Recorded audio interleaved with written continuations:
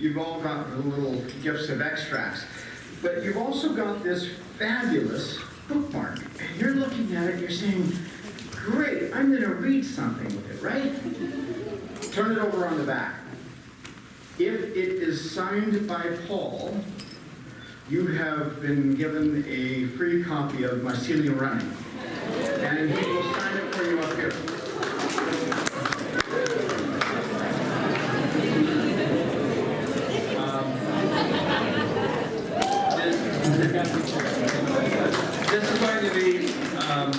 This is going to be an immersion talk.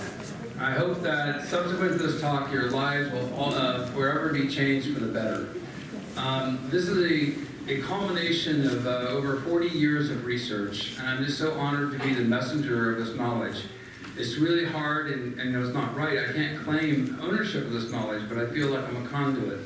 And the end of this talk, there's an epiphany that has taken me 30 years to achieve. The epiphanies usually happen faster, but not with me.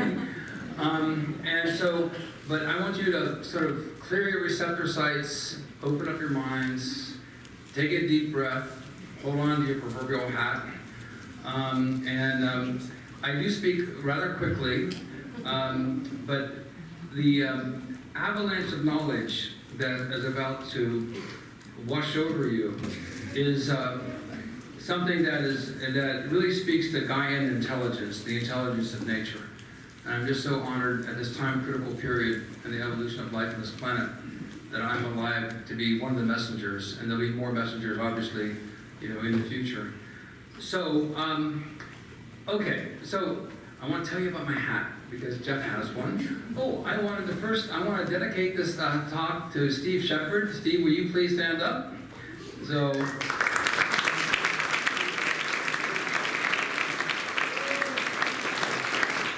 Dr. Steve Shepard is the chair of entomology at Washington State University, and our relationship has been magical. It's been catalytic. It's a dance of minds and spirits that I think synergizes to something that'll lead to an evolutionary jump in what we can do to help this planet. So this hat is made from a mushroom called amadou. Amadou is a birch polypore. It's a hard wood cone. And amadou is a mushroom that really is responsible for why humans survived, especially thousands of years ago. There's no doubt that we came from Africa 40,000 years ago. We migrated north into Europe. We discovered something new called winter. Oops. And this mushroom allowed for the portability of fire. This is called a tinder conch. Our ancestors realized if you hollow this mushroom out, put embers of fire inside, you could carry fire for days. Now, ceremonially, today, in First Peoples, the firekeeper of the clan has a very important symbolic role. But not too long ago, they literally held the life of the clan in their hands. Because as you approached winter, if you couldn't kindle a fire, then, of course, the freezing temperatures would be very, very detrimental.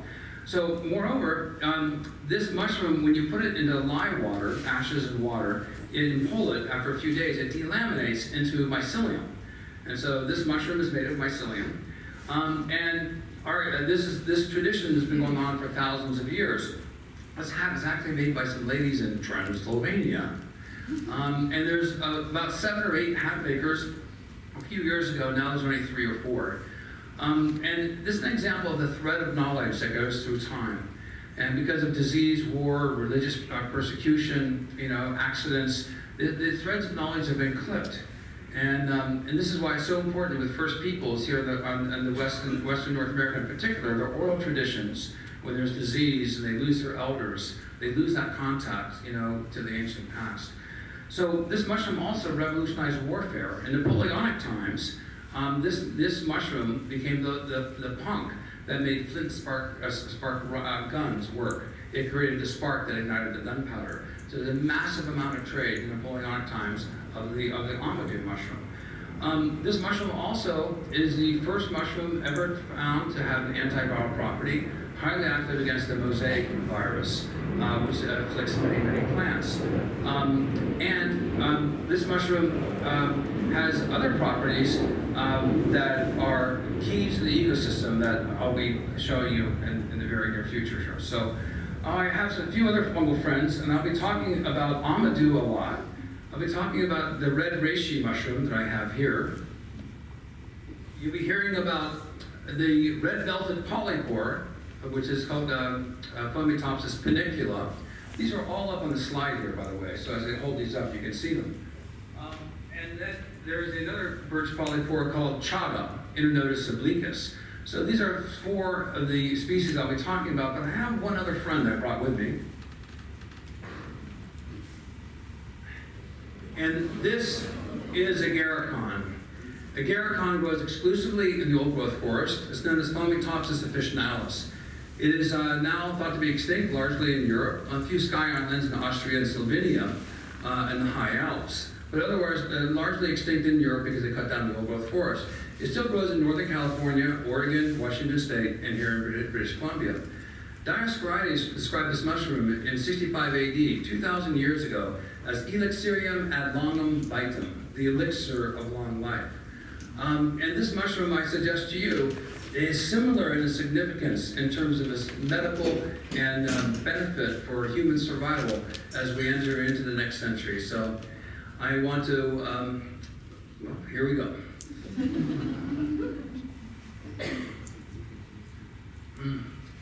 So the title of my talk is Mushroom Mycelium in the Worldwide Food Web, and microdiversity is essential for biosecurity. We live on this wonderful planet, but we've now entered into 6X, the 6th greatest extinction event known in the history of life on this planet. But this extinction event is not caused by an asteroid. It's not caused by methane hydrate bursts out of the ocean. It's not caused by cosmic rays. It's caused by an organism, by us. Not only are we the cause of this extinction event, but we're very likely to be its victim. But I think there is a path for human survival in the dance with nature, and that is if we follow the path of mycelium, I think we will be well rewarded as well justified. Well, unfortunately, there's a lot of bad news before we get to the good news.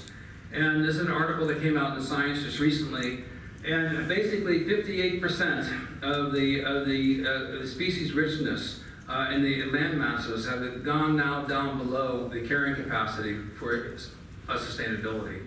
And so we have fracturing ecosystems. We're artificially supporting our food web through the importation of foods. We have factory farming.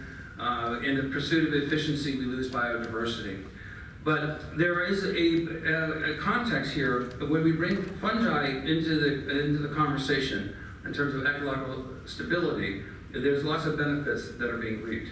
But let's first go back in time. This is a pictograph in a cave in northern Algeria, the Sicilian and Jark Plateau. And this was from 7,000 years ago. It's very interesting to me because there is there's a term that Argon Wasson described. It's called mycophobia, the irrational fear of fungi. And it's really quite clear what the artist's intention was here. The artist was really excited about mushrooms. Even though this was published in several scientific journals, none of the scientists would dare speculate what the intent of the artist was or what these little figures were. Well, I think this speaks to something that also afflicts the sciences, in that, you know, we, in our experiential viewscape, we have long-term contact with animals and plants. We have a familiarity factor. But mushrooms, they come up and they disappear in a few days, typically, the fleshier mushrooms. And so mushrooms that are so ephemeral, and you only encounter them very infrequently, and they're suddenly gone. But with something that can feed you, that can kill you, that can heal you, that can send you on a psychedelic spiritual journey, and yet disappears, you know, our experiential context is very, very limited. So it's natural for humans to fear that which is so powerful, but which is not well understood. So now we've come to a new threshold of knowledge, and this knowledge, I think, is just really revolutionary in its implications. Well, going forward in time, this is 450 BCE, and this is a codolith where Demeter is giving Persephone a mushroom, and upon consuming the mushroom, then she goes into the underworld. This speaks to the origination myth in Greek culture of the seasons. And so the winter would ensue, and then in the spring she would come back up, and the crops would grow in warmer environments. And this is the cycle of the seasons, all related to Demeter giving Persephone this mushroom, and she went to the underworld. There's a great book called The Road to Eleusis, the Eleusinian Mysteries, that speaks about the religious use of psychoactive mushrooms by the Greek cultures. Plato, Sophocles, Aristotle, all partook of these magical mushroom brews, and a great telestron in Greek culture thousands of years ago. But Hippocrates, around 460 BCE, first mentioned Amadou for cauterizing wounds. It was recognized back then as being highly flammable, and it was very, very good as an anti-inflammatory as well as cauterizing wounds because of its flammability. And then, as I mentioned, Dioscorides, in about 65 AD, the very first materia medica, introduced agarikon and recorded it. It was used long before that, of course, as highly active against respiratory illnesses, especially consumption. So this gives you sort of the thread of knowledge going back over the eons that the use of these mushrooms were actually, knowledge of were quite pervasive. But I always like to give credit to my teachers. And so this is Dr. Daniel Stuntz from the University of Washington, Dr. Alexander Smith from the University of Michigan, Catherine Skates from Post Falls, Idaho, and Michael Bugh from the Evergreen State College. He was my direct professor. These three individuals have passed on, and Michael Bugh and I are still in contact. I just saw him last week. And I came into the field of mycology rather young, when I was about 16 or 17 years of age, my interest in mushrooms. And when I was about 18, 19 years of age, I was sort of adopted by these huge giants in the field of mycology, and they took me under their wing. All the more surprising because Alexander Smith in particular and Daniel Stuntz were politically conservative individuals. So when I came on the scene in about 1975, it was all the more surprising that they took a liking to me because this is what I look like. Your suspicions are now confirmed. So, but they saw that I had sincere interest in fungi and, of course, in magic mushrooms. And the reason why I had such an interest in magic mushrooms in particular is because of my dear brother John, who unfortunately passed away a few years ago. John went down to Mexico and Colombia, came back with these fantastic stories of eating psilocybin mushrooms, and I'm really excited. I'm the youngest son, the youngest child of my family of 5. John was the oldest brother. But John was a serious scientist. We grew up in a small town in Ohio. We had a complete laboratory in the basement. I'm talking 3 rows of chemicals on shelves, three shelf rows of chemicals. And my father was a lieutenant in the aircraft carrier there, Intrepid. And so after World War II, he got the Intrepid aircraft carrier radio, the main radio. So we had that in the basement. And my brother would let me play in the laboratory on the radio. And so I was listening to all these coded messages behind the Iron Curtain, strung these long wave antennas. And it was just totally exciting. I was this boy scientist. And I thought, oh, when I grow up, I'm going to be a scientist, and have my own laboratory because my brother wouldn't let me play in the laboratory. So John went on to Yale. My brother Bill went on to Cornell. My sister went on to Ohio State. And then I had the laboratory to myself, which I remember immediately looking up every experiment that said, danger, do not bring near flame. Boom! I had a few of those. But that was sort of really imprinted me, and now I'm living my life stream. I'm fortunate and gratified that I have a wonderful company. I have 75 employees. I own 100%. I have no debt. It's been a long road. I'm here today because of the generosity and kindness of many people, including many people in this room, many of you. So I have really, been sort of imprinted by this love of science and from my family. And I want to give deep respect to my brother John, who really first inspired me. But this is where I like to say we go to church on Sundays. I like to go to the old growth forest. I grew up in a charismatic Christian environment. After my family sort of fell apart, my mom became very religious. And my mother says, well, when are you going to go to church? And I go, Mom, I go to the old growth forest all the time. So to me, that's like my going to church. But let's look at the ecosystem of the forest and to get a better understanding. This is a cross-section of the mixed deciduous conifer forest. There are saprophytic fungi that break down dead wood.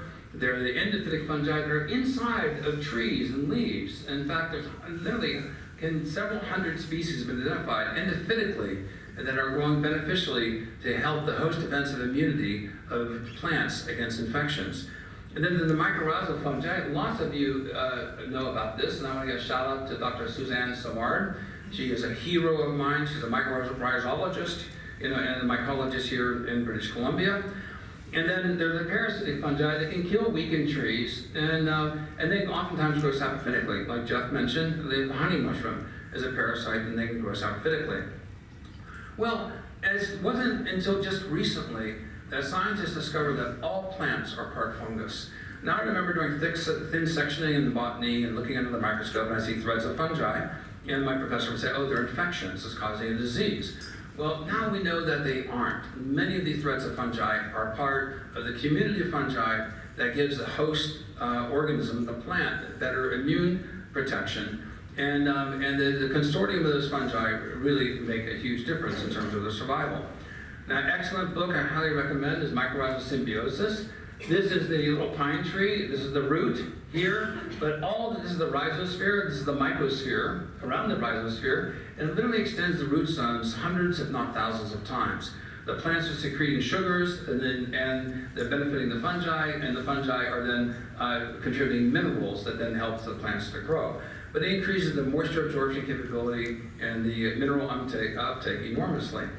Well, so science is so slow to catch up to me, what I think is the obvious, but this is a great experiment. It was only done in like 2013, and this experiment kind of revolutionized our understanding of the communication networks that Suzanne Samard and other scientists are now talking about. And what these scientists did is they had 5 bean plants in separate pots, and the beans were growing up fine, and they exposed the first bean plant with aphids. Well, immediately, anti-aphid alkaloids upticked, were coded and expressed by the plant that was being attacked by aphids as a protection. These are toxic alkaloids to the aphids. Well, the other 4 plants did not. Of course, they didn't have direct contact. When they repeated the experiment and they put all 5 plants in the same common vessel of soil, where the mycosphere of the mycelium then interconnected, when they exposed the first plant with aphids, what happened?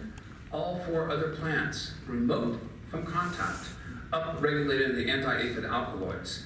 This then proved for the first time to scientists that the mycelium actually is a communication pathway that is communicating in order to protect the community of organisms within the biosphere to be able to protect the biodiversity.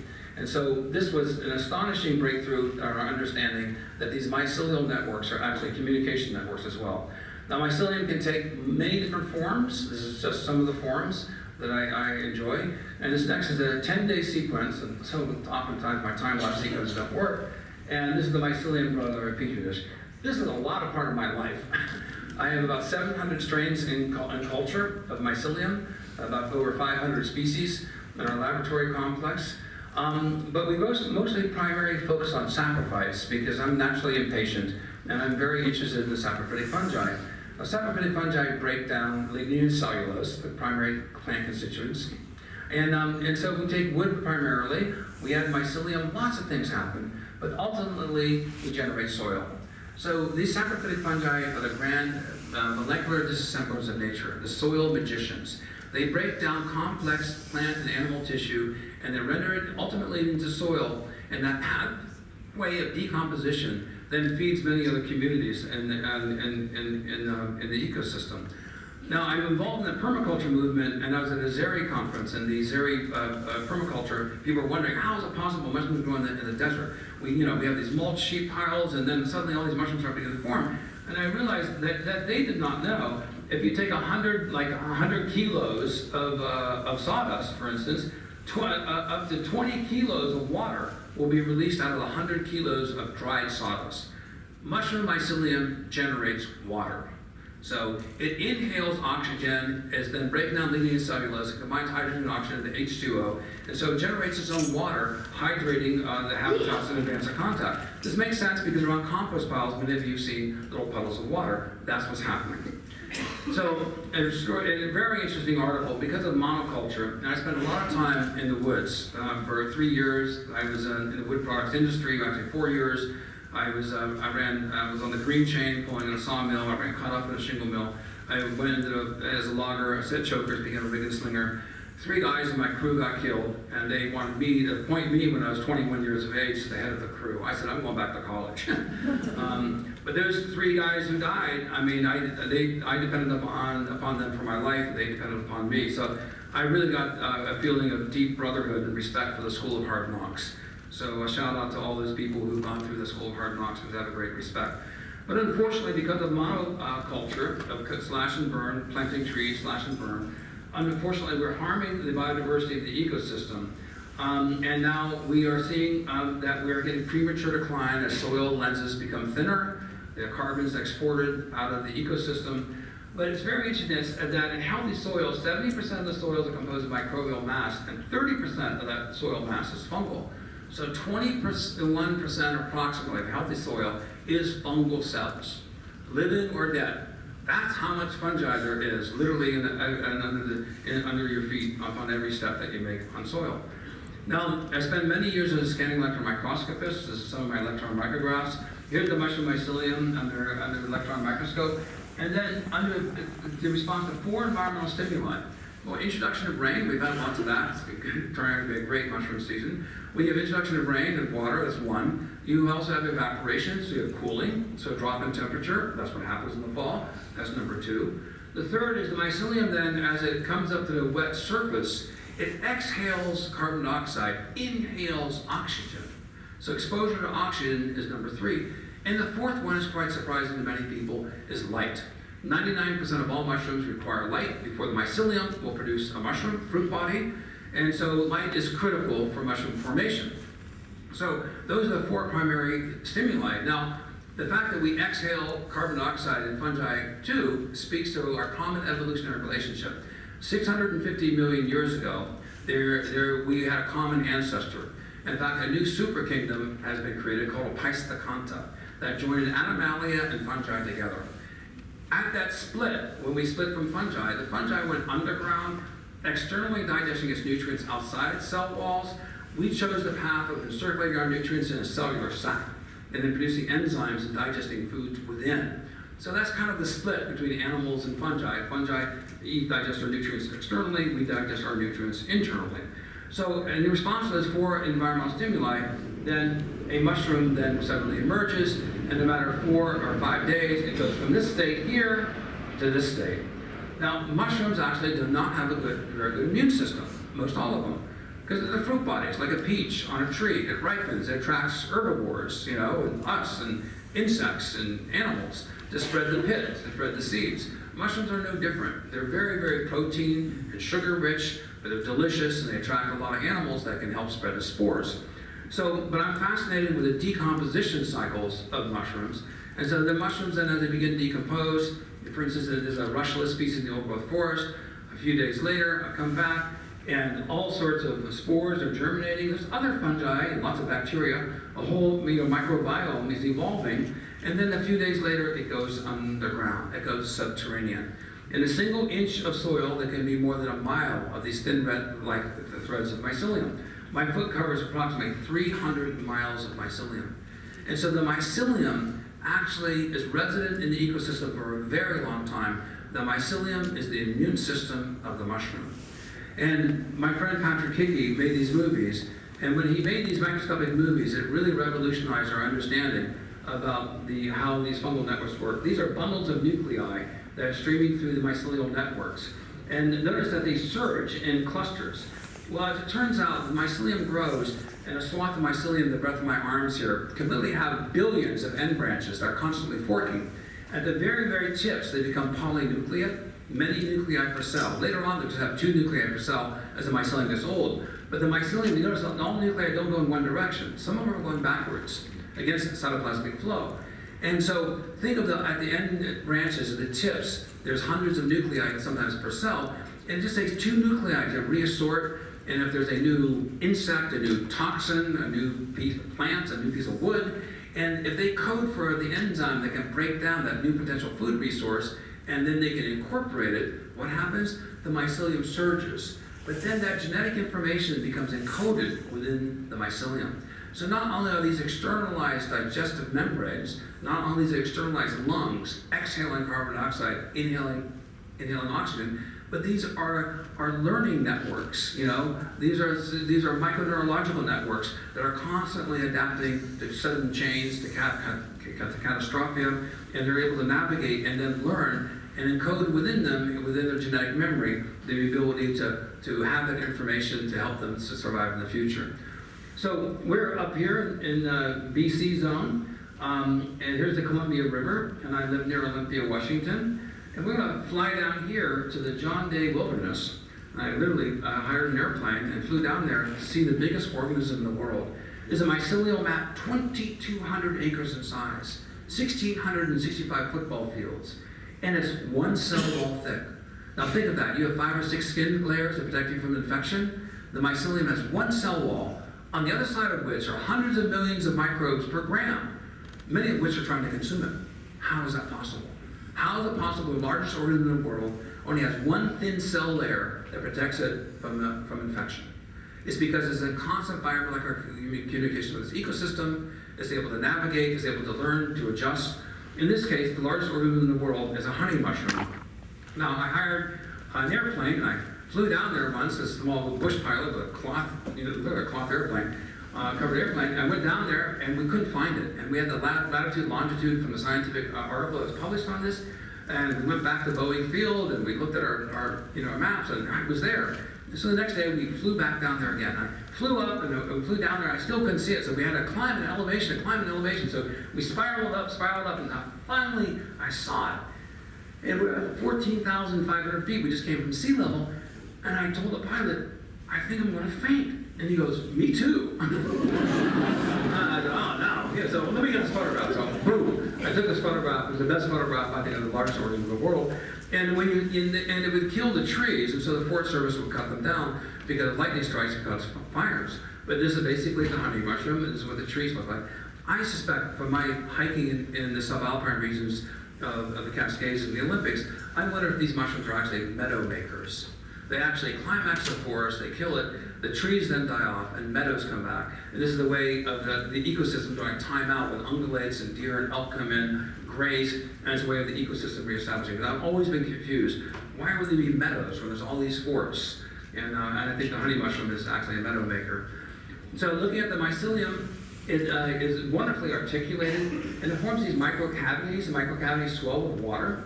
And so a mycelium habitat is a spongy habitat. It holds water, it keeps water in the ecosystem. Well, that benefits all sorts of other members in the ecological community. And moreover, its integration and its sophistication of networking allows it such that there's a break in a strand, then there's alternative pathways for moving information, nuclei, cytoplasmic flow to the rest of the network. And so this is one of the few organisms that you can actually disturb, and it benefits from that disturbance. So the mycelium is producing extracellular metabolites, it's absorbing nutrients anywhere along the entire surface area, and in these metabolites, they have antibacterial properties, antimicrobial properties, and I have long believed and stated that I believe they're deterministic in pre-selecting the microbial environment that is essential for the plants to grow in the soil that give rise to the canopy that creates the debris field that then feeds the mycelium resident within. So I think these are deterministic in the microbiomes they're selecting that then helps the plant communities thrive and ultimately guarantees the progeny from these fungal networks. Well, coincident with the growth of these fungi, as I mentioned, there are bacteria. These are rods of bacteria here. And these rods, the bacterial communities are controlled by the extracellular metabolites. So I put together this chart just in the past few days that you're about to see. And this is the mycelium that's grown on sterile substrates in our laboratory. Now this is E. coli, the dreaded 0157, Staphylococcus aureus. This is MRSA, MRSA, the methicillin-resistant strains of Staphylococcus aureus. I chose about 12 species. And this is 10 to the 8th power, a little higher than that. 10 to the 8th power is more than 100 million colonies and a milliliter of water. 1 gram is 1 milliliter of water. So the starting is the FDA laboratory, and then we challenge it with 1 milliliter of these extracellular droplets from the mycelium with 1 milliliter of the bacterial enriched water, and in 24 to 72 hours, it went from 100 million colonies down to 10 to the third power, and then 10 to the second power. So it went from 100 million colonies to 10,000 to 100,001 reduction to 1,000 to 100. A remarkable drop in pathogenic bacteria. So this is the first time this has ever been done. And I was able to show that growing on sterilized substrates that the mycelium from the wild would carry forward these antimicrobial defenses because we share in common many of the same pathogens that harm us also harm fungi. So Candida, Staphylococcus E. coli are pathogens of fungi as well as pathogens to us. So we can take advantage of the antimicrobial host defense immunity of these fungi in order to protect us. So I have about 38 YouTube videos. I really encourage you to look at this one. I don't have time to show it. But we developed this submerged fermentation method where we just take wood chips and put it in water for 2 weeks. We do this with straw. We can use with salt water. And it goes anaerobic. If we don't stir it, it gets a bacterial slime on it. And the microbial population changes from aerobic bacteria to anaerobic bacteria.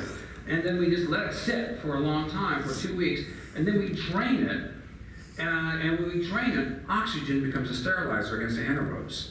And then you can inoculate with mycelium, and mycelium runs like crazy. It gobbles up the anaerobes, which are now asphyxiating because of the high oxygen environment. So we've been doing this. There's a great YouTube videos I have up there to show you how to do this. And then, so I was like, okay, I have a common batch of wood chips. Let me inoculate from the same batch. And I put in the Garden Giant in one, and I put Herpex lacteus, which is a crusted polypore that's very important in bioremediation. And so I put them in the same wood chips, and then we did what's called next-gen sequencing. And the wonderful thing about being in charge of my own company and having control of the bank account is I can spend money. And so I spent thousands of dollars on this chart. And we found a 1,000-fold difference in the relative abundance across 500 species of bacteria that were selected out by the Garden Giant mushroom versus the crusted polypore. First time this has ever been shown is that the microbiome in the soil, in this case in the wood chips, was controlled by the antibiotic profiles of the species that we were growing. This was huge. So this is an example of healthy, happy mycelium. This strand of mycelium here, I weighed it, and 1 centimeter compared to what this weight was, the difference was 30,000 to 1. So 1 centimeter length of mycelium held 30,000 times this mass. Phenomenal. So mycelium grows through a habitat. It's also tenacious. It holds it together.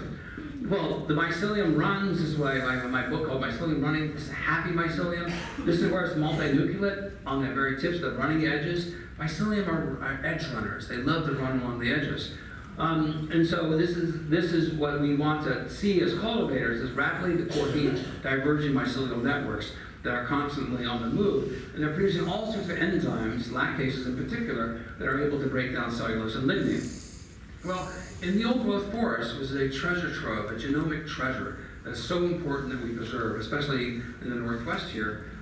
We go into the old growth forest, and this is a place that is very spiritually important to me. I've had many, many experiences, and I was involved in cutting the old growth forest. So it's karmic payback for me to give back to the ecosystem, and considering that I was involved in its decimation. So, being a manly man, I am very focused on decomposition. So when I see these logs and these trees laying down in the ecosystem, I like to watch them over the years. And a log like this will totally decompose in about 10 years. It'll just be duff in the soil. Well, one of the most primary medicinal mushrooms in the world is a woodland mushroom called turkey tail, Tremades versicolor. Coriolis versicolor is the old name, retired decades ago. But this is the most well-studied medicinal mushroom in the world.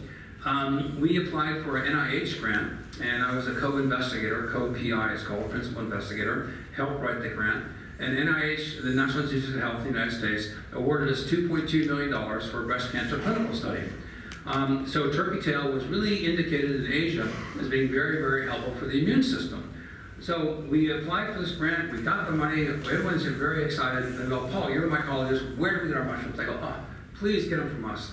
Mushrooms hyperaccumulate toxins. The mushrooms from China are notoriously toxic with all sorts of pollutants and heavy metals and pesticides. I said the chain of custody is really critically important if you're going to reproduce these experiments. They said, well, you can't be a principal investigator and a supplier, so choose one. So I became a supplier. We were put into a jury of 5 other suppliers. Thankfully, we were chosen to be number 1 as a sole source supplier on the first clinical study, breast cancer clinical study, using the medicinal mushrooms in the United States. So we fast forward, and the results of this study show statistically significant, highly significant increase in CD8 cytotoxic T cells, one of your frontline defenses, and natural killer cells on a dose-dependent basis. So pre-radiation, your native killer cell community is relatively stable and high. Post-radiation, it declines. Most of you know that. Your immune system is impaired by radiation therapy. And 2 weeks later, on a dose-dependent basis, the immune system is enhanced, depending on how much of the turkey tail mycelium. Now, we've compared fruit bodies and mycelium. The mycelium is far more active than the fruit bodies. And so we're real excited about this. It was published. It got a lot of other oncologists. I worked with a lot of oncologists and medical researchers on this. And then, the breast cancer clinical study was progressing, and then we had an internal tragedy in our family. And I think it's just best for this short little TED Med video to address this issue. Another mushroom empowers the immune system, and this is turkey tail. This hit home to me very personally in June of 2009 when my 84-year-old mother called me up and said, Paul, I have something very serious to talk to you about, but you're always so busy. It's a terrible thing to hear from Mom. I said, Mom, what's wrong? And she's a very happy, genuine person, and she goes, I'm worried. And my mother's deeply religious, has not seen a doctor since 1968. She said, my right breast is 5 times the size of my left. I have 6 swollen lymph glands the size of walnuts, and her voice started shaking, and I'm not ashamed to admit that I started crying. Why didn't you tell me sooner? We spent a large part of June at the Swedish Breast Cancer Clinic in Seattle. The oncologist examined her, and upon the second examination, she had a 5.5 centimeter diameter tumor. It metastasized, it went to her sternum, it went to her liver. She had stage 4 breast cancer. The doctor gave her less than 3 months to live and stated it was the second worst case of breast cancer she has seen as a doctor in 20 years of practice. We had the Circle family meeting. Many of you have gone through this. My mom announced that she bought a pine casket, the cheapest one that she could find, because she was going to heaven. But then the doctor said, you're too old to have radiation therapy, you can't have your breast removed. But there's an interesting study on turkey tail mushrooms at Bristol Medical School. You might want to try taking those. And that's, my mother goes, well, my son's supplying those. So she was put on Taxol and Herceptin, wonderful drugs. And then she started taking 8 turkey tail capsules a day, 4 in the morning and 4 in the evening. And that was in June of 2009. And today, my mother has no detectable tumors. And I'd like to thank my mother.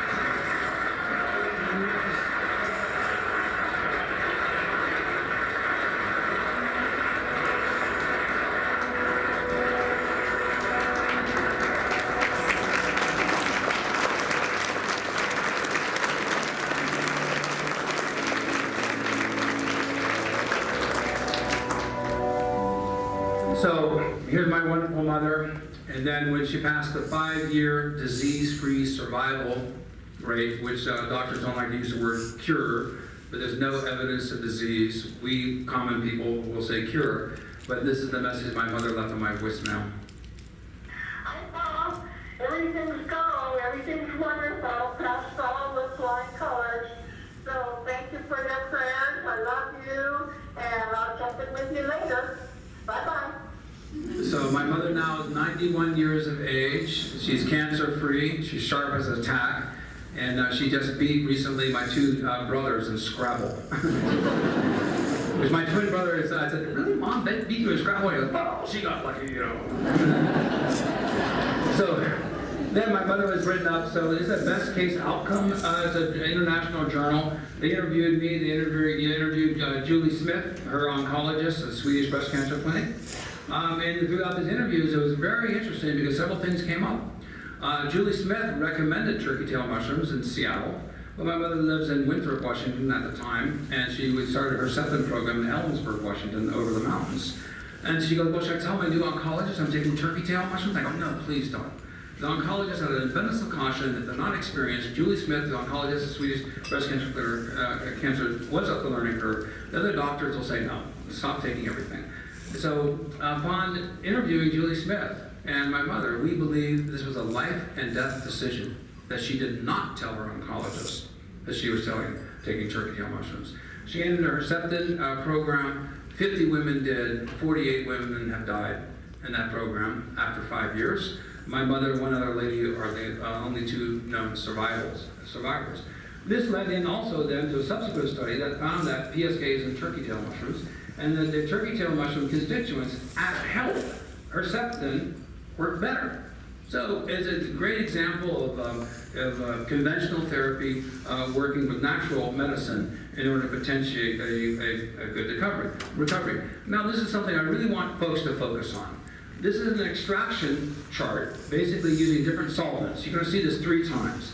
So the hot water is a polar solvent. It pulls out proteins, glycoproteins, and polysaccharides. But most of you know that lipids, are not soluble, and oils are not soluble in water. And so they use the least water-loving non-polar solvents, hexanes, fat ether, etc.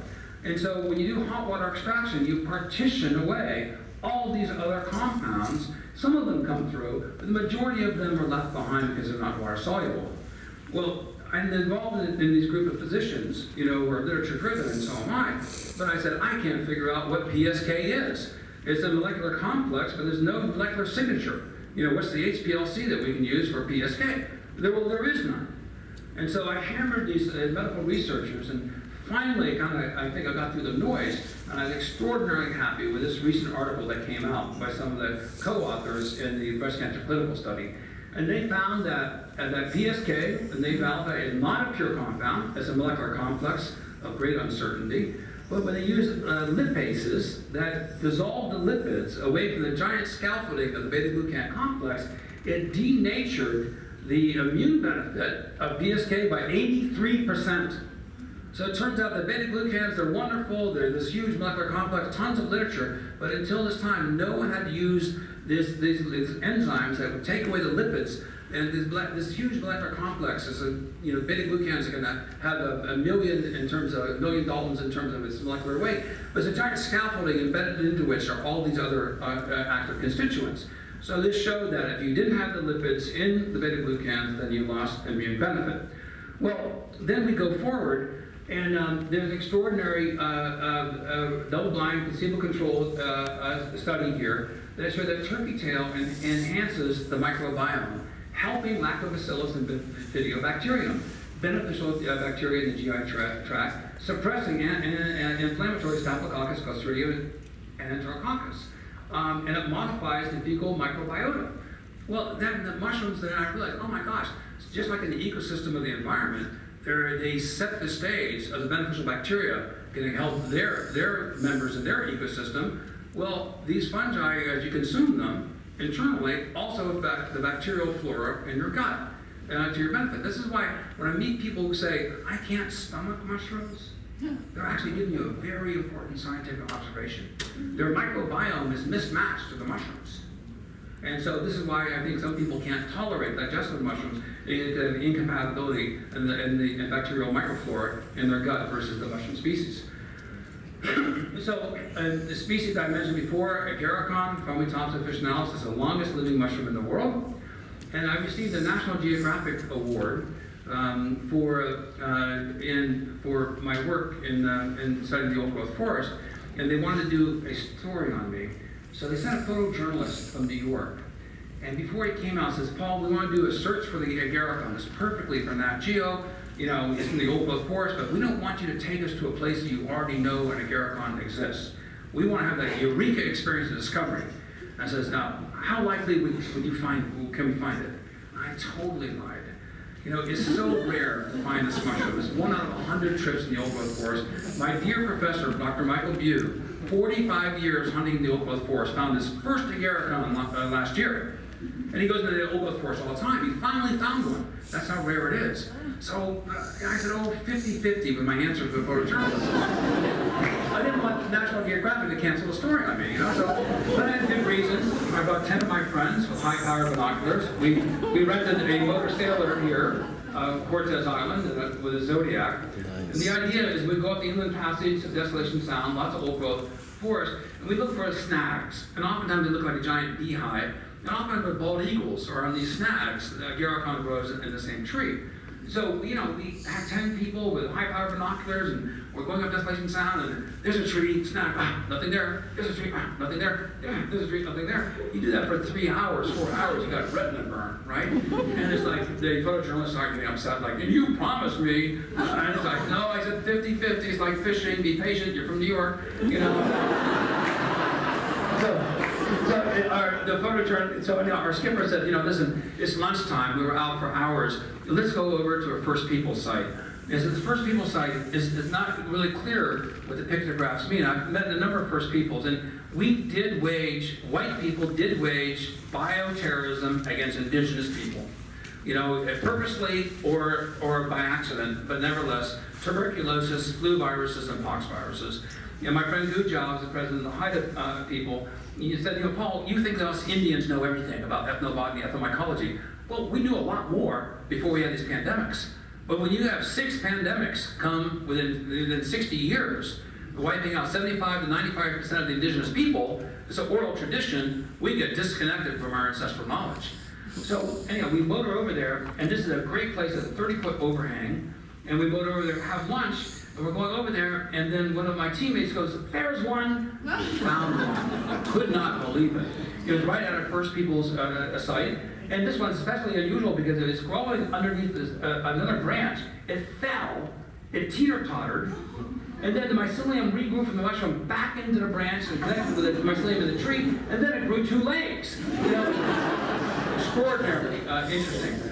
Well, when you look at the origination myth of women, or the Haida people, this is an argillite plate from Charles Edmund Shaw in 1894. This speaks to the origination myth of women, the Haida. And there's Raven paddling on a canoe in the Sea of Eternity, and Raven seeks help from the bear, the killer whale, the bald eagle.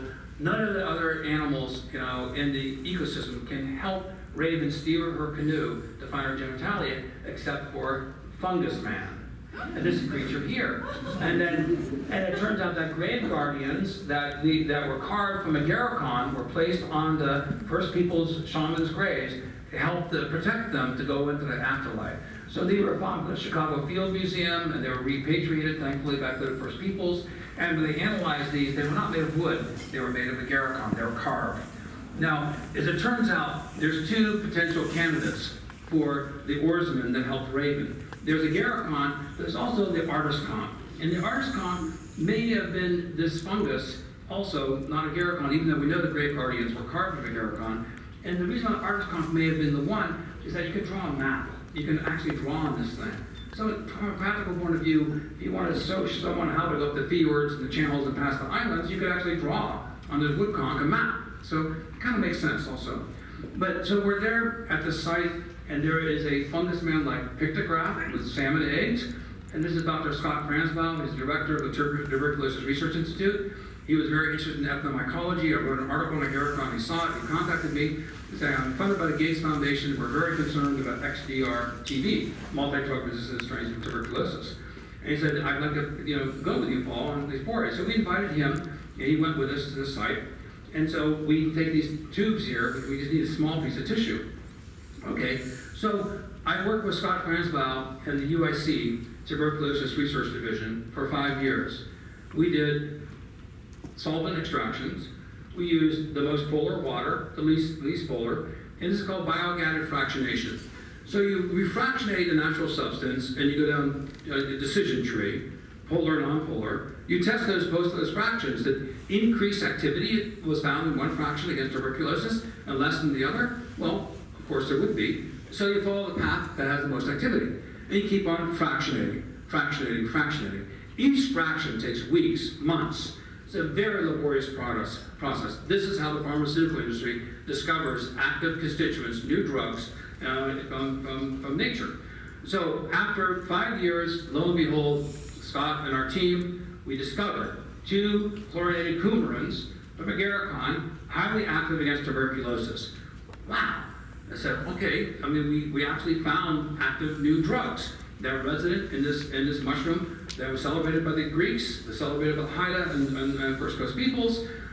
So that was really exciting. Okay, we'll go back now, to the time we were there. And we were there, and we're exploring there for several hours, and I'm such an idiot. And I'm there, and I see this rock. Wow, I see this rock, and wow, that rock, that's interesting. It kind of looks like an agarikon, yeah. And there's a rock, there's a agarikon, there's a rock, there's a agarikon, there's a rock. But, so how likely is it we'd find agarikon? I don't know, 1 in 100. How likely is it we'd find where pictographs are really reminiscent of fungus man helping hide a raven out in the sea returning? I don't know, 1 in 10,000, 1 in 100,000. How likely is it we find out with a rock that looks really suspiciously like it's been carved in the shape of agarikon? I don't know, maybe 1 in a million. How likely is it we'd find it on my birthday?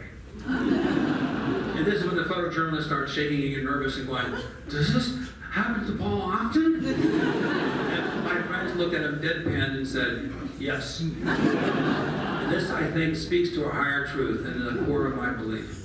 If you walk with faith in nature, with respect of indigenous peoples, respect of your ancestors, and the obligation to your descendants, and you walk with truthfulness, not motivated by money, but inspired by science and discovery and sharing, then I believe nature will reward you. And that's really what I believe in.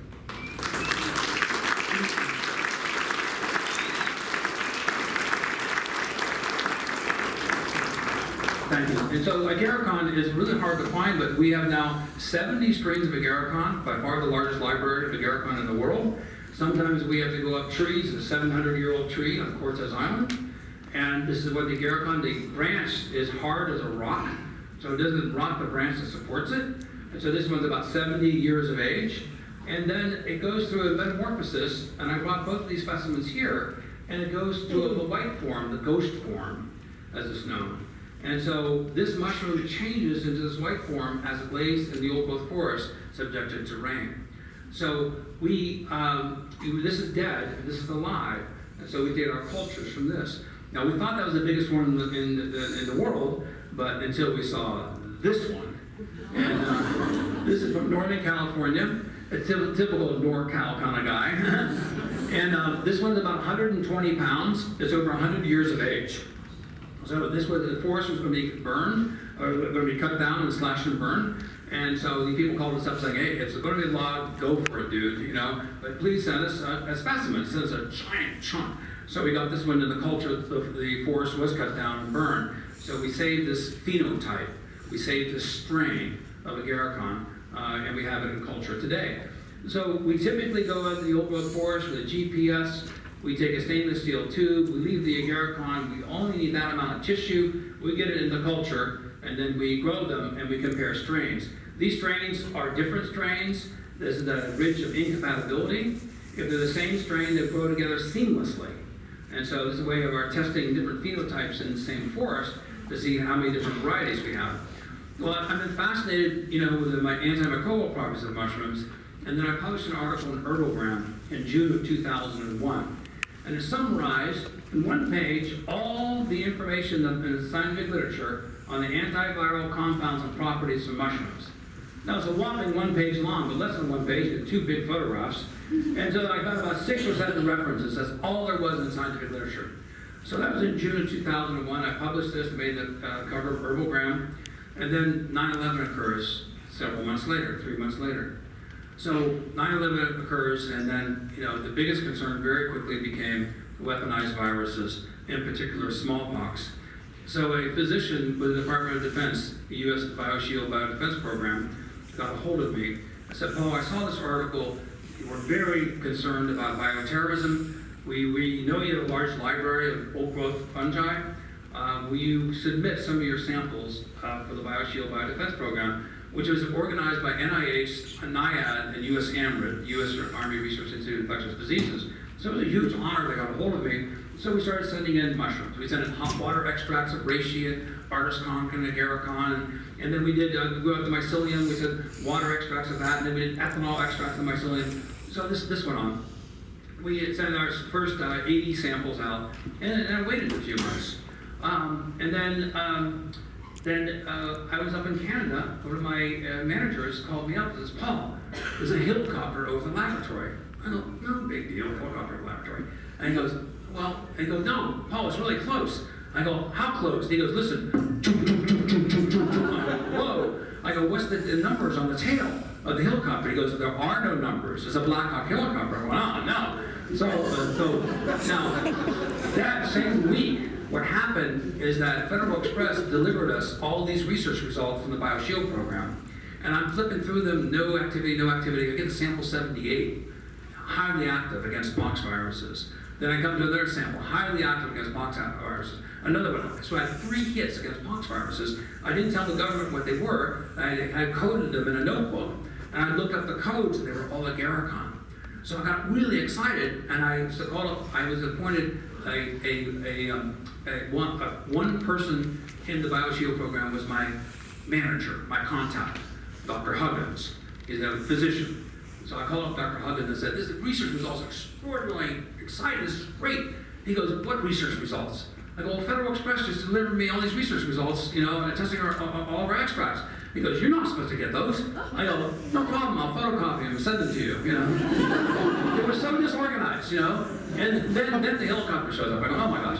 So I told my employees, "Okay, shut down the business, give the employees copies of the cultures that had activity against pox viruses. Don't ever tell me who has them. Shut down the business right now and leave." Well, the helicopters over the business. And so we did. About 11 vehicles separated from the facility. Later on, I got security clearance. We joked about it. I told the Defense Department, "Why didn't you guys get your act together?" They go, "Oh my God, if you only knew." So everything was fine, but they said, "You did just the right thing. You decentralize yourself as a target." I go, "Okay." So we advanced forward, and you can all look this up. There's an interview with the BioShield program, the deputy director of the FDA, and myself on National Public Radio. Google Stamets and smallpox, NPR, and we have a vetted press release from the U.S. Department of Defense. It says that the top 10 samples of more than 200,000 specimens, it was over 2 million, and we were the only natural product to have high activity against pox viruses. The other ones were pharmaceuticals.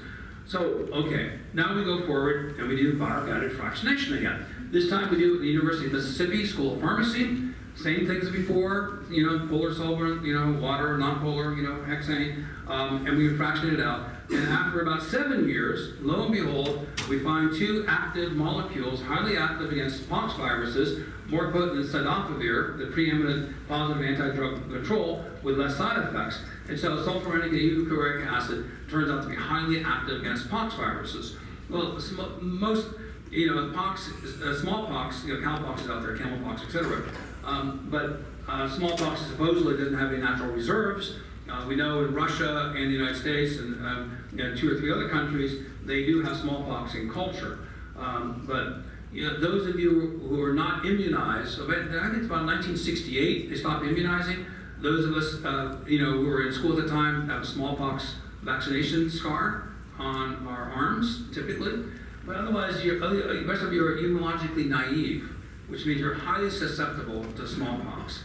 And the first people in particular were super sensitive. And 90% of those First Nation people, in fact, have died. For us, a European and African background, 30% will die, 30% will become blind, 30% are highly scarred and recover, and 10% will be immune. So anyhow, so we were great, we found active molecules. But then very quickly, the virus of concern became flu viruses. Now there's been several pandemics. You all know about Spanish flu in 1918, and then different flu pandemics. The H5N1 became the very big virus of concern. And then a poultry virus this past 2 years ago, H7N9, hit Minnesota and Iowa. Millions and millions of birds were then euthanized, an organic chicken owner who I helped their family out with a medical crisis contacted me and said, "Paul, we're killing all these chickens, and can you help? We know about your research. Can you help these chickens?" So we sent back 50 kilos of agarikon mycelium grown on rice. They fed it to 20,000 chickens, and those chickens became an oasis of immunity. They did not get the bird flu, and so they did not have to euthanize. All the other poultry in the surrounding counties were euthanized, and this was a stark contrast. Well, the reason being is that this is from the BioShield Biodefense Program, from a renowned virologist. It's called the selectivity index. Anything that's 2 is active, anything that's 10 is highly active. Well, this is a summary of our anti-flu research results for the BioShield Biodefense Program. And ribavirin is the preeminent drug control, antiviral control. So you can see anything over 10 is active, highly active. Well, this is 32, 170, 45. So here is our agarikon mycelium, our reishi mycelium, our chaga mycelium, then it did a blend. So, but we knew that the ethanol extracts of mycelium, grown on rice by the way, were highly active against pox viruses. So we sent those extracts in. Now, the extracts are 35% ethanol. It's basically it's similar to the extract you have that you received on your seats. So these are in vitro human cell assays. You can't put 35% ethanol extract on a human cell, it'll kill it. So they diluted it 10 to 1 to 3.5, 10 to 1 again to 0.35. So 100 to 1 dilution of our extracts, and this is the results.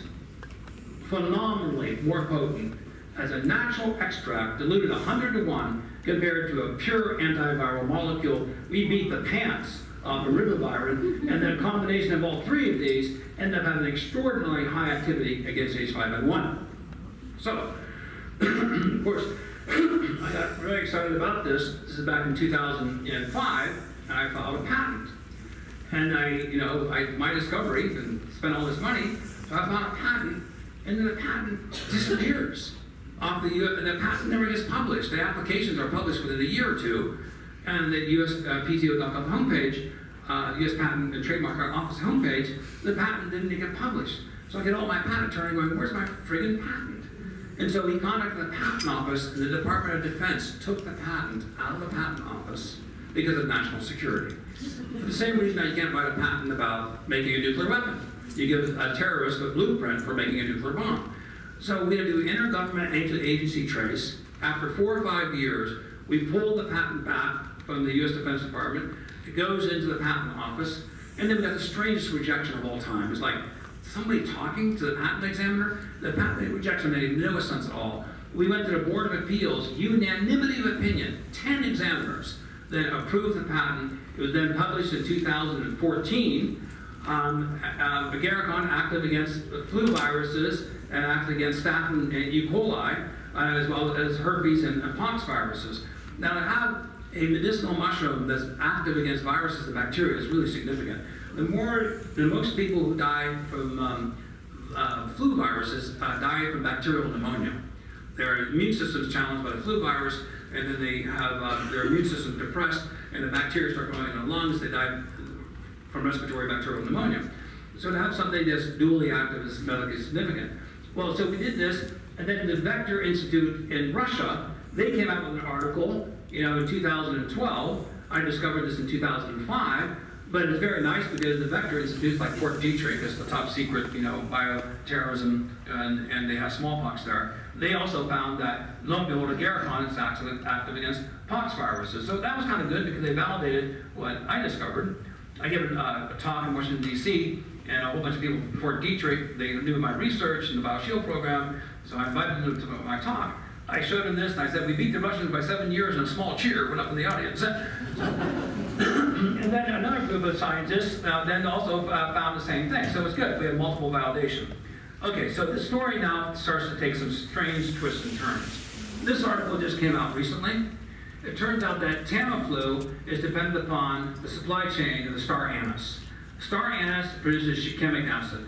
Shikimic acid, Tamiflu is an antiviral against flu viruses. It turns out that blue light stimulates the mycelium of oyster mushrooms to produce shikimic acid 24/7. So you imagine the supply chains of star anise coming from Afghanistan are rather strained.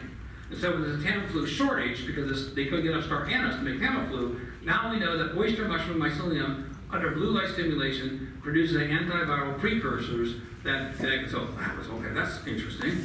So we go forward, and this is, we grow lots of reishi, we grow fruit bodies, we grow mycelium, we have very large laboratories, it's a beautiful amphiform. And so I've been espousing, because I'm a mycologist with a strong emphasis on ecosystems and understanding, I've been saying for a long time, the mushrooms are at the end of the life cycle. You know, the challenges of the mycelium are much greater than that of the mushroom fruit body. They have to navigate through a microbially hostile environment. They're one cell wall thick, lots of microbes on their side. And so sure enough, complete genome sequencing of reishi mushroom shows that the mycelium codes for many more compounds than the mushrooms do. And so because they're coding these more compounds, they're extracellular metabolites that we've been focusing on.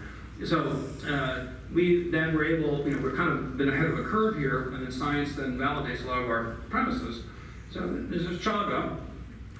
The chaga was on birch trees and beech trees, sometimes on chestnuts. But unfortunately, chaga is being cut off, by the thousands, and it's a Wild West harvesting of chaga, and it's scarring the trees. And unbeknownst to us, a group of physicians in the United Kingdom got some of our chaga extract with IBD patients and found that the mycelium grown on rice protected DNA damage more than 55%, highly significant against DNA oxidative stress damage using the chaga extract, which I think is a very good argument that we should grow the mycelium in the laboratory as sustainable. This is not sustainable. For your family and your friends, I don't have an issue with this. But when people go out collecting hundreds of pounds of chaga, which was widely available a few years ago, now you can barely get 10 kilos if you're lucky, because the chaga nearest the roads and trails have been chopped off, and it takes a long time. Okay, all of this now has been a storyline that comes up to an equation that's going to lead to a paradigm-shifting solution.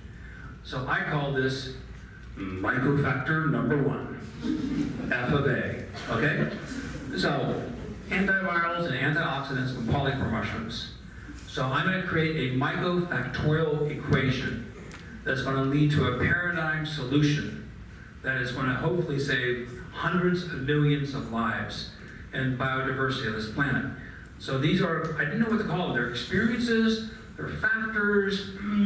So I strung these together. Okay, so that's microfactor 1, we'll call it A.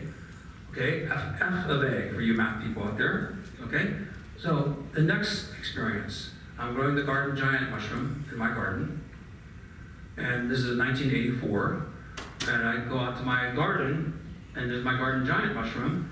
And I look really closely, and I go, this is so bizarre. There's all these bees on my wood chips. They move the wood chips aside. I looked at them very carefully, and they're sipping on the mycelium. There's little droplets. They uncover the mycelium that's hidden by the wood chips, and it's like, it's a huge amount of weight there. And for 40 days, from dawn to dusk, there's a continuous convoy of bees from my beehives that are going to my garden giant patch. My patch was about 8-10 inches thick, and it shrunk to about 2 inches. And strangely, the garden giant mushroom is called the burgundy mushroom. They're burgundy red, like burgundy wine. And these mushrooms are white. So, this is so strange. So I published this, I mentioned it in Harris Smith Magazine, 1988 it was published. I put it in one of my books, Growing Gourmet Medicinal Mushrooms in 1994. Everybody basically ignored me. And I called this microfactor number 2. Okay, F of B. Okay, this will make sense to you in a while. These are just a series of strange experiences in my life, ever since I was a child, to the present day. So I'm hiking in the old growth forest. That's what I love to do. Bears scratch trees, and the Forest Service and lumber timber industry put a bounty on bears to kill them. I live in Skookum Inlet. There's massive salmon runs coming right in front of my place, and there's no bears at all. Because the hunters killed the bears on a bounty, because bears are scratching the trees, and when they scratch the trees, they introduce fungus, the polypore mushroom, in particular the red belted polypore that I held up at the beginning. So when the bears scratch trees, then resins ooze out, and bees use the resins to make propolis to seal the cracks in their hives and for antimicrobial protection. So I'm hiking the South Fork of the Hood River in the Olympic Mountains. I like to orienteer. I go off trail, and I see this bear strike. This is the best bear strike scratch photograph I've ever seen. And I take this photograph, and a bear went up this tree, went bam, and the scratch. And I'm wow. I'm there with my wife Dusty, and I said, the forest and timber industry killed the bears because of these bear scratches. They said the red belted polypork, is a parasitic fungus because of the scratch, and it hurts their bottom line. So let's kill all the bears. Humans are so good at choosing opposite to their best interests. So it turns out that work here in British Columbia found that bears bring salmon carcasses up out of the stream. The salmon are bringing sea phosphorus and other minerals, and by the scavenging animals of wolves, coyotes, bald eagles, etc., ravens, that they spread the phosphorus through the forest and it helps the forest grow. So we could go back 2 years later. It took a long time to find this, hours and hours in pouring rain, and we find the exact tree 2 years later. And lo and behold, my God, the red belted polypore was growing. It was a different tree, but there's a scar also. But this is what the red belted polypore looks like. It was growing out of the tree. Well, the red belted polypore also creates the pesticides. This is very active in microremediation, breaking down toxins. So I found it to be really interesting because I was working with it already, and I connected the dots. Interesting. Bear scratch trees. The red velvet polypore comes out of its tree scratches. That is mycofactor number 3, F of C. Okay.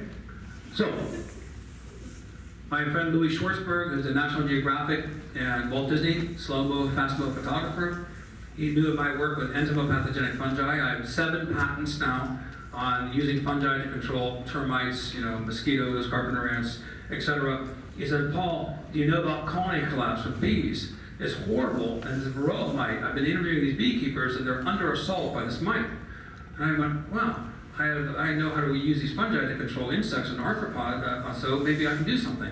Well, so I started researching about bees, and then President Obama came out with this memorandum. And bees are under multiple stressors. It's a confluence. It's a perfect storm. All these stressors are coefficients in a formula, the end of which is causing the bees to die. Well, there's bee nutrition, lack of foraging lands.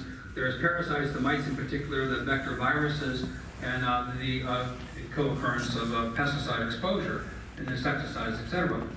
So. And the use of now neonicotinoids, neonics as they're known, and it's harming the drone sperm vitality and limiting their lifespan. So again, it's a perfect storm. So this sort of coming at me, and then I'm in Whole Foods. Thank you, Whole Foods, for this photograph. But here's your dairy selection with bees, and if we had no bees, this is what your dairy selection would look like. So 70% of your food is indirectly and directly dependent upon bee pollination.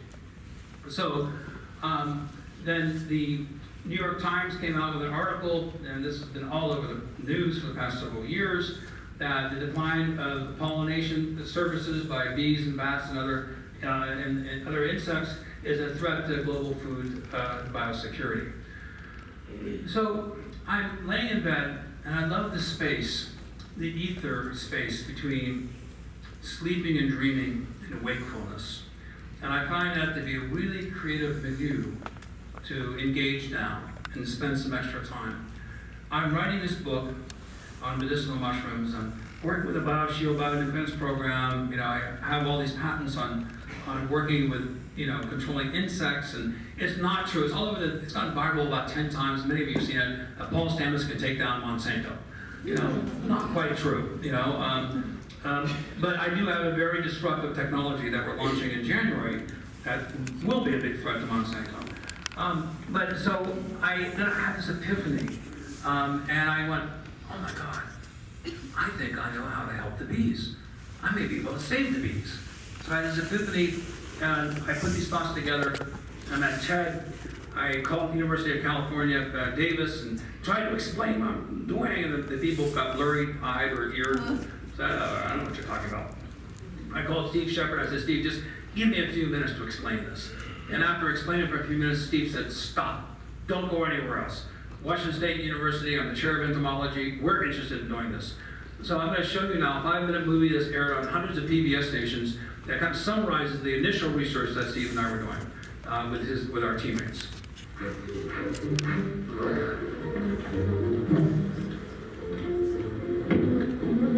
Wow, very nice. These girls are fantastic. I lift that lid up and those girls are swallowing across there and they're making honey and they're making babies. Eric Olson owns more colonies than any beekeeper in Washington State. Hot dog. There's nothing greater than to open a beehive and see them doing well. They're doing well today, Look at that. I'm really tickled to death. but just months ago he opened his hives and discovered nearly half his bees were dead. I spent 20 years as a pilot in the Air Force and my share of combat situations, and I never was as low as I was when all those bees were dead. That's the lowest time of my life. It turns out this may be the new normal. The U.S. Department of Agriculture says that nearly half of colonies across the country died in the 2014 season. Big losses have been happening for years, and scientists haven't pinpointed what's causing them. They say more than 60 factors may play a role in collapsing colonies. Factors like pesticides, malnutrition, and loss of habitat. If we don't find some answer, I am really concerned about whether these little girls will survive. But one unlikely solution may be growing close by, in the forests of western Washington. Enter Paul Staments. He's a pioneer in the study of mushrooms. This is a beautiful specimen. The white margin here means it's growing really well. What I call happy mushrooms. Makes me a happy person too. I'm involved in the study of fungi ever since a very young age. My initial interest was magic mushrooms, and then I got into edible mushrooms and medicinal mushrooms, and my mother was much happier. Stamets scours the forest for rare types of fungi. I used mycology, the use of fungi, to help clean up the environment, improve the immune system of animals, and I began to think. We've gone to the moon, we've gone to Mars, and we don't know the way of the bee. All right. Yeah, I bet you I can do something to help the bees. Stamets recently discovered a mushroom that might be able to take on one of the honeybee's worst enemies. And that's called the varroa mite, with the name varroa destructor. Varroa mites began wreaking havoc on U.S. beehives in 1996. We lost about half the colonies east of the Mississippi over that winter. Steve Shepard is an entomologist at Washington State University. He spent decades trying to understand how varroa mites cripple honeybees. He says they invade hives and attach themselves to infant bees. I always think of it as having something about the size of a pancake beating on you. They live off bee blood and transmit a slew of viruses to their hosts.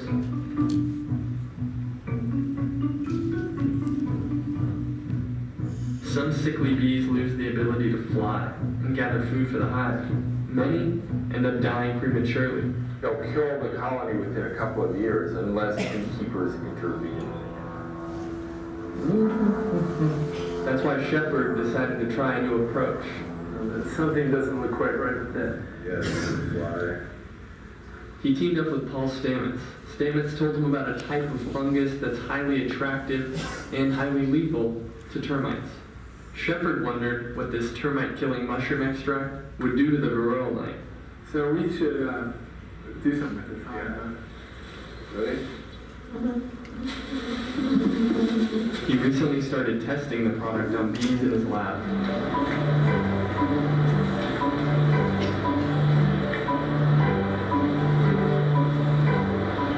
So we take bees from colonies with high mite levels. We set up numerous cages, some with fungus. They're finding that the product is killing mites without harming bees. It's certainly encouraging so far.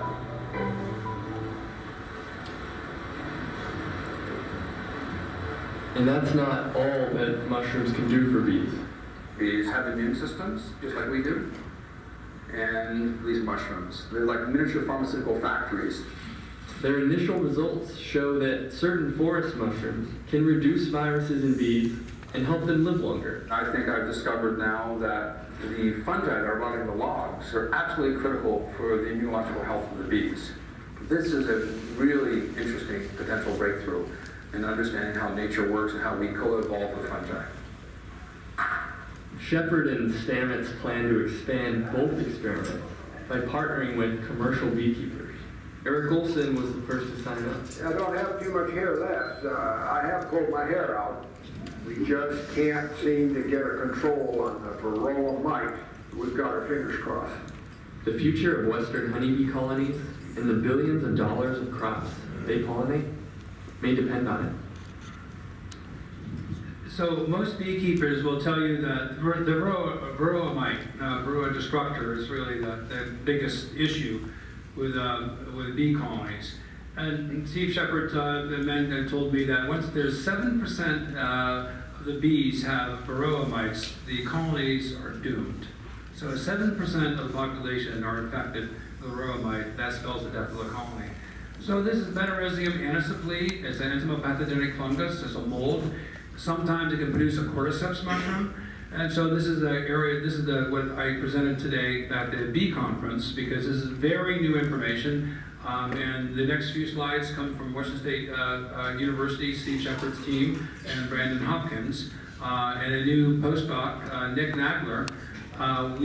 They treated 10 hives with the Mycelium fungus and 10 hives with a control.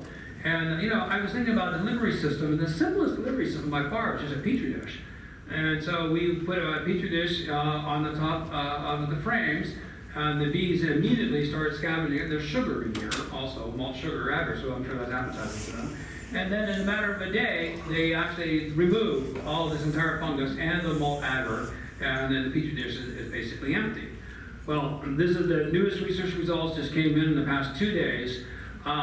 And the high significance on day 5 and day 7, where we were able to eliminate a lot more mite fall, normalized mite fall. The control is in gray here. The sporulating, the mycelium, is in red. Now, bear in mind, this fungus that we have, it was not, they grow, they kill mites and also ticks and carpenter ants and termites. But there's a species, there's different varieties that are tuned for different targets, insect targets. So what we're doing with WSU is that after only 3 days, some of the mites fell from infection with this fungus, and now we put the mites onto a petri dish. We grow out the mycelium as a first generation, and then we'll grow out the mycelium. We'll do that again.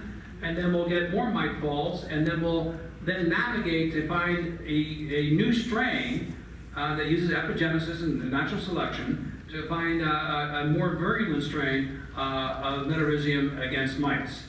Okay, so that's mycofactor number 4, okay, F of D. Mycelium infects varroa mites. Okay, so I'm writing this new book. I have literally my manuscript on the table. And then this journal comes, and I was really happy when I made the front page of the journal. And it was about colony collapse. And what these scientists found out, that the colonies, for those of you who don't understand the colony collapse, there's lots of different factors, but basically the bees just abandon the nest. And in 2 days, they're gone. Thousands of bees that were there 2 days earlier, now they're gone. It's not like they're dead all around the nest. There can be some, but most of them are just gone. And it's like, where'd they go? And so what happens is that the workers that used to forage for an average of 9 days are now foraging for 4 days. And so the nurse bees taking care of the brood then become worker bees to go out and get more pollen because there's not enough worker bees coming back. So their foraging range has been limited, both temporarily as well as geographically. So when they looked at the honey in abandoned beehives, they found that the honey lacked p-cumaric acid. Well, p-cumaric acid, I know p-cumaric acid. When mycelium breaks down wood, it produces p-cumaric acid. And so I was astonished to learn that p-cumaric acid controls the cytochrome P450 pathway. This is a detoxification pathway that all animals use. We primarily have it in our liver. Many of you know that livers detoxify xenobiotic compounds. and the bees only have 47 genes, but these genes are controlled by p-fumaric acid turning on the cytochrome P450 pathway. Most insects have 80 of these genes, humans have 60, but bees only have 47. So the absence of p-fumaric acid prevents the bees from detoxifying pesticides, insecticides, all sorts of other toxins. So I went, aha, well, the mycelium is producing p-fumaric acid as it breaks down wood. So I surmised, oh my gosh, well, the bees want p-fumaric acid, they need to go to a rotted log. And you take away, you deforest, you do monoculture, you use fungicides to kill all the fungi in the environment, you're dismantling the pathway of detoxification that bees need because p-fumaric acid is no longer there. Well, it turns out that glyphosates, this is something Monsanto doesn't want you to know, but it's very well established that glyphosates interfere also with the P450 pathway, even in humans. So this has now just been found that glyphosates are in all of our foods. In the United States, the EPA was not testing for this until just recently. It's widespread throughout our entire food chain now. So this is also interfering, we believe, with the detoxification pathway. Now, so it started making sense to me. Now, remember my garden giant mushrooms were supposed to be red, but they're white. And then I had this epiphany. Oh my gosh. See, as it turns out, it stimulates mushrooms to form when you light. But mushrooms are most highly stimulated and light in the blue light in the 320 nanometer range. That stimulates the mycelium to produce mushrooms. Now, the mycelium's growing underneath the wood chips, have no light, and when the wood chips that are taken off and the mycelium is exposed to light, it stops lactases, which are breaking down the wood, because now it's triggering the mushrooms to form. So why digest now? Let's produce a mushroom. So mycelium stops lactases, p-fumaric acids are stopped, and then tyrosinase is coded for that leads to a pigment. So the bees, I think, and the bees can see down to 320 nanometers, we can see down to about 400 nanometers, so we can't see this. But I think the bees are buzzing along the habitat, and they're looking down to see if there's any blue reflective mycelium. And if there's a whisper of that mycelium coming up, then they can go down there, dislodge the wood chips, get the p-fumaric acid that they need for detoxification. But once light hits that mycelium, mushrooms will form.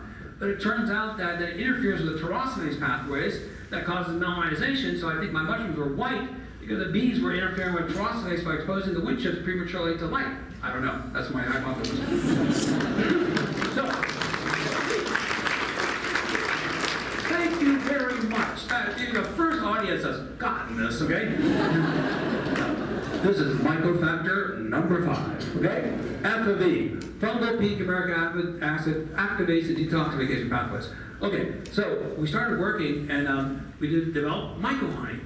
So this is all from mycelium grown on rice. It's super sweet, it's delicious. And so we started developing myco-honey.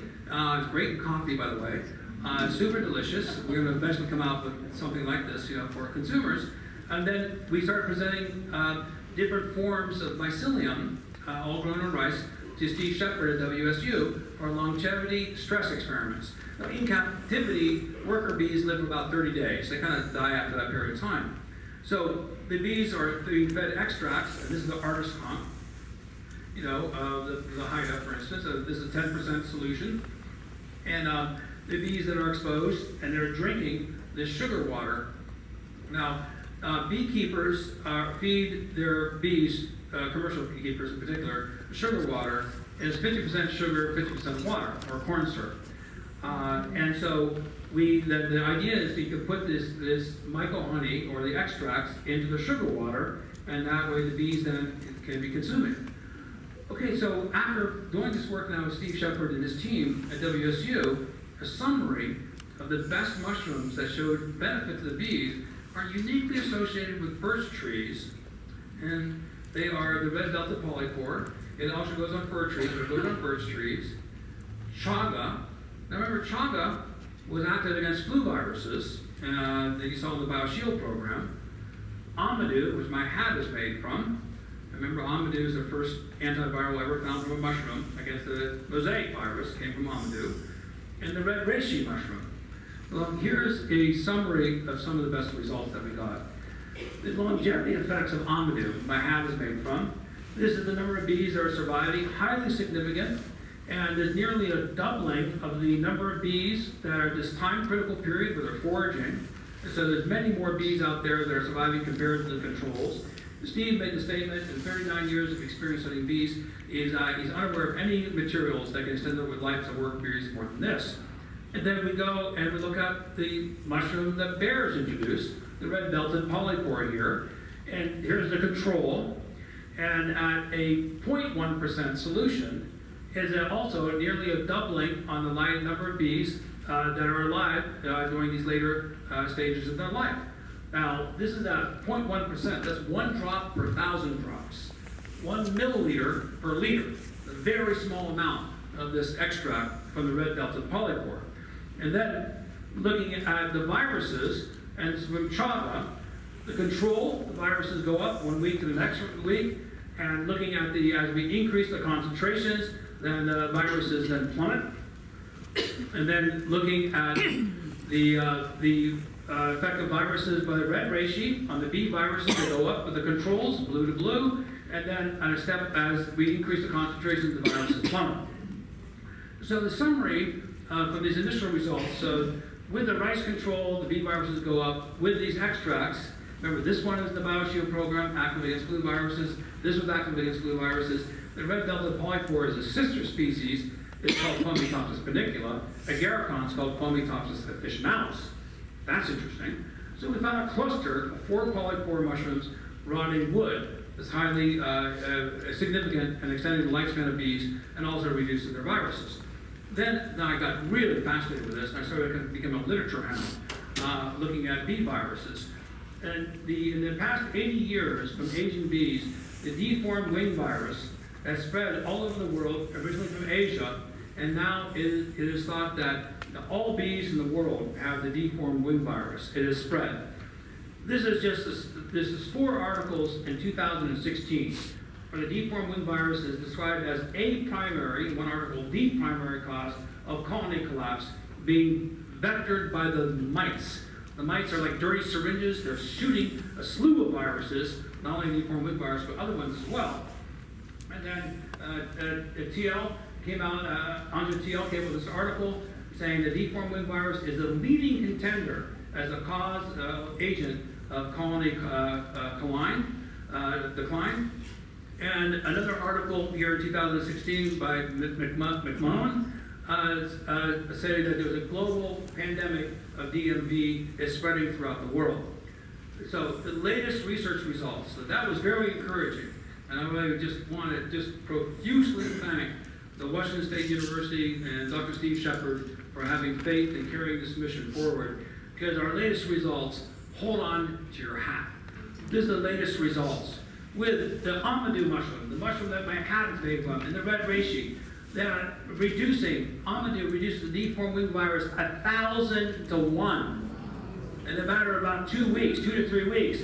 The red reishi decreases the Lake Sinai virus 500 to 1. Well, we have species specificity here, folks.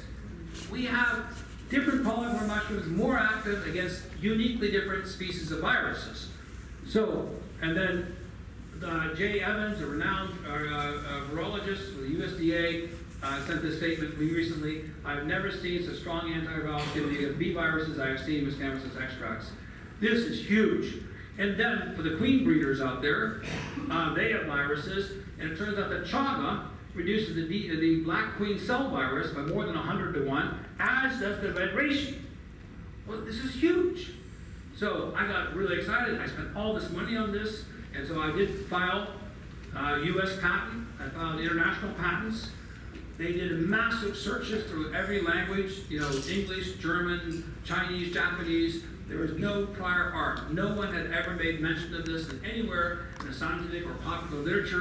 I'm apparently the first one. The patent has now been approved. It is publishing October 25th. The international patents will soon follow. And this is the most important communication I can give you. It's all hands on deck. We are facing 6X. This is a direct threat to food biosecurity. Now, in order to be charitable, you have to be profitable to be sustainable. With that condition, I am announcing that I am going to open source for the commons all of these bee patents.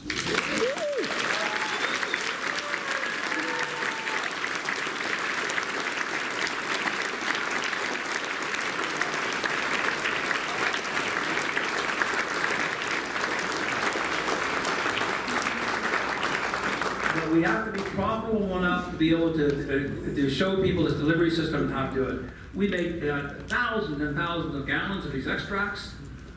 This is totally deliverable, deployable.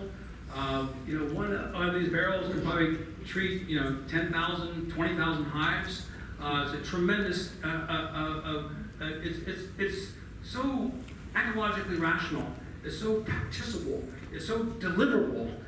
It benefits from biodiversity of the forest ecosystem. We're intimately tied. And the irony of this is that we all grew up with Winnie the Pooh. We all knew that bears went into rotted logs because honey would be there for the beehives. So I propose to you the Stametsian mushroom bee hypothesis. Bee scratches introduce mushroom mycelium, of course woodpeckers do and humans do.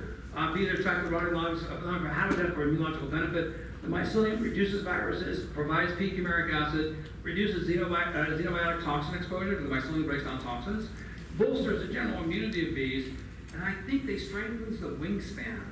Because the deformed wing virus, as you saw, that very terrible bee didn't have very good wings, so it would be kicked out of the hive, it would die. But what about the bees whose tensile strength has been diminished by low titers, low infection population rates of the deformed wing virus?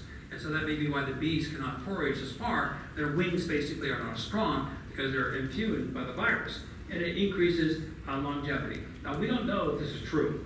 So this is a great project for a graduate student. So, folks, mycofactor number 6. Okay, now, this story starts to get really, really, really strange.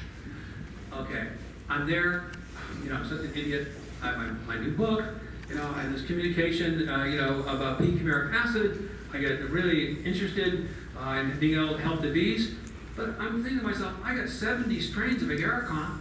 I sent into the BioShield program 7. 3 of them were active against flu and pox viruses. The other 4 were not. This is probably why the pharmaceutical industry missed this. What if I sent in 70? I'll get a super hit, a superstar. There's got to be one that's going to be really potent compared to the others.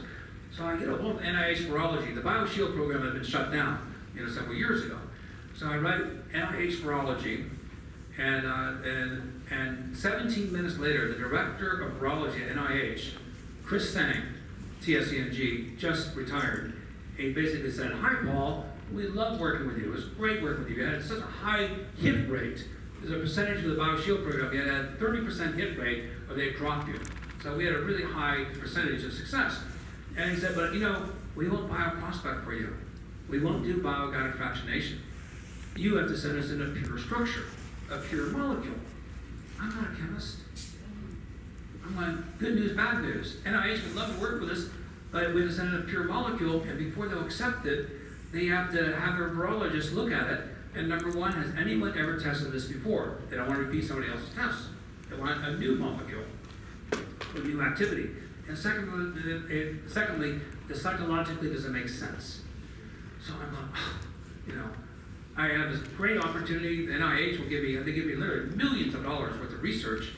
And now I have this wonderful opportunity doing good research, but they want me to send a pure molecule. There's more than 200,000 molecules being expressed by the mycelium and in these mushrooms. Which molecule will I send them? Why not? Why don't I send them peak humeric acid? And so I went into the literature, I looked at the delignification pathways, found 2 excellent articles that show that peak humeric acid, as it breaks down, the mycelium breaks down wood, peak humeric acid produces vanillic acid. That's why wood smells like really wonderful. Rotted wood has that vanilla-like smell. The vanilla acid is related to peak humeric acid. It's being produced. So I chose 20 molecules. That's all there was. And so I ordered the molecules from Sigma Chemical, and then I sent in 10 molecules to NIH virology, and they all got accepted. They said, "Yep, no one's ever looked at these. This makes sense. We'll test these." And then I said another second set of 10 molecules. So I will show you some of those results. So this is extraordinary. Now, this is against HPV, the human papillomavirus, for which there is no good antiviral. Remember the selectivity index number, anything over 10 is highly active? Well, this is really lowly highly active. It's only at 12. So there's some antiviral activity, but there's no antiviral drug that is on the market today that can control HPV. And these are direct sheet from the NIH virology. This is their red lettering. This sample, this sample, this sample, this sample, this sample. I hit the friggin' home run here, folks. 5 of these molecules turn out to be highly active against HPV, and the SI numbers are just fantastic. You know, 125, 125, 30, and then the strain that they've tested against these viruses, varicella zoster, that causes shingles, Epstein-Barr, which is an oncovirus, causes cancer, the human papillomavirus causes cervical cancer, norovirus that many of you know about in the ships, and polio. It turns out of the 20 molecules that I sent, 8 of them are highly active and better than the positive anti-drug controls that the National Institute of Health, Department of Virology, use as a standard control. The strangest one of all is vanilla. Vanillic acid, vanilla, is more potent than acyclovir against the shingles virus. You've all seen the TV commercials are everywhere now about people getting rashes and how harmful shingles is. They're pushing acyclovir. It's a $10 billion now off-patent drug. And vanilla, no one tested vanilla as an antiviral until I tested it. And it all comes from my association of p-coumaric acid and delimitation of wood. So the few chemists here in the audience, I know this, so this is for you chemists. There are the structures. And this is basically showing the comparison of the drug controls versus our activity. And this is the list of the new antiviral molecules, new to science. And then the summary, we have the drug controls, cyclophosphamide, interferon alpha, TB, tenofovir. This is the viruses. The drug controls, our samples are more potent than all of these new standard antiviral drugs. That is mycofactor number 7. Antiviral molecules related to p-coumaric acid are active against viruses pathogenic to humans. So I present to you, for the first time ever, a mycofactorial equation, a formula for a paradigm shift. That's not Paul Staments, that's paradigm shift. So, a revolutionary solution for disease prevention. So, in order to achieve paradigm shift, is F of A plus B plus C plus D plus E plus F plus U. And this is what all these correlate through. I just walked you through the entire story of the mycofactorial equation that can lead to a paradigm shift. But wait, there's something more. It turns out, remember, Amadou extracts limit the mosaic virus that harms plants. If that's the case, then we could create foliar sprays of Amadou mycelium that we could spray on the crops to prevent plant viruses and also give bees access to the antiviral properties of Amadou mycelium. There's no examples of viruses that infect plants that cross over to humans. But this is an example of the common solution that can control 2 different types of viruses in 2 different kingdoms. Where is this going to go? Well, I don't really know. So what's mycofactor, I? What's F of I? This is a gateway, folks. This is a gateway to a whole new arena of knowledge. This is ready for the paradigm shift. These mycofactorial equations can be dialed in. They can be targeted specifically. They have ecosystems, disease vectors, population of the animals, the plants. I think this is huge. Now, we are all hopefully now bee mushroom. Scientists across disciplines need to work together. Mycodiversity is our biodiversity and our biosecurity. So I present to you humans, trees, bears, mushrooms, the birds and the bees. All terrestrial organisms evolved to be interconnected with the mycelial web of life within Earth's natural internet. And we follow the path of mycelium. We respect nature. We respect indigenous peoples. We honor the descendants, and a shout out to the first peoples. The concept of 7 generations is something that we all need to adopt. It's going to be part of our Constitution, frankly. You know, the Constitution of the UN, the United States, Canada. I think we also need to reframe the discussion.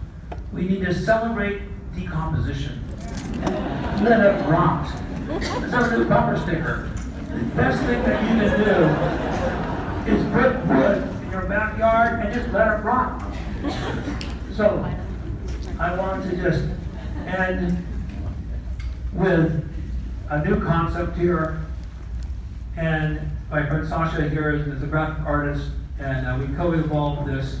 It is now time to launch into the mycoverse. We live forever together within the mycelial mycomolecular matrix. I am bound by confidentiality, but I highly suggest that you watch Star Trek that comes out in January of 2017. And I think that we have the ability of terraforming other planets. We can be able to create mycogenomes that can be launched into other planets in order to transform and create biospheres. And I'm going to wax philosophical. This is the most expansive view of the universe. It conforms to the same archetype that is shared by mycelium, by the computer internet, by neurons. And I personally believe matter begets life. Life becomes single cells. Single cells become strings. Strings branch, become membranes. And these archetypes are resident throughout the cosmos. Inevitably, we'll find mycelial-like network-based organisms on other planets. And I want to leave you now with a short 2-minute movie that Louis Schwartzberg and I are collaborating on. So this is the very end of my talk.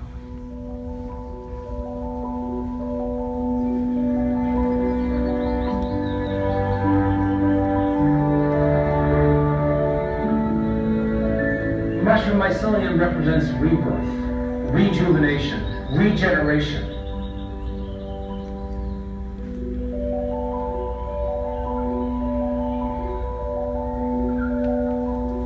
Fungi generate soil that gives life.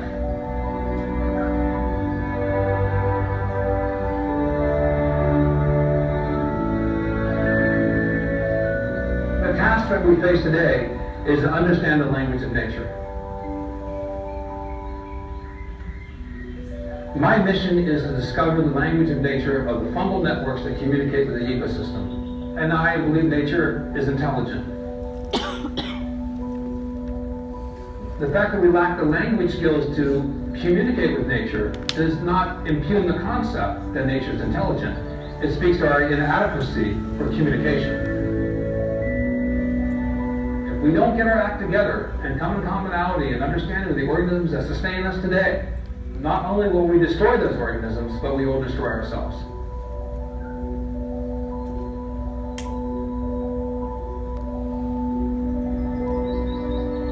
We need to have a paradigm shift in our consciousness. What will it take to achieve that? If I die trying, and but I'm inadequate to the task to make a course change in the evolution of life on this planet, okay, I tried. The fact is, I tried. How many people are not trying?